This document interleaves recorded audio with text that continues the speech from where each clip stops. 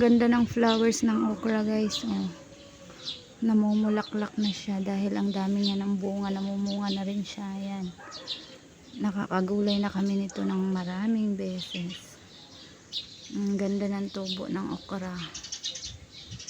Ayan. 2 months na ata itong itinanim ko. Kaya ganyan na siya. Ang dami na niyang bunga. Meron pa dito. Ayan. Ayan. Isa. Sige. Isa. Meron ulit. Ayan. Tapos ito pa. Ayan.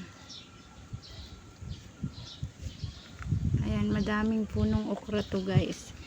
Hindi pa namumunga yung iba dahil maliliit. Ito meron na nga din ng isa kahit maliit pa siya. Ayan.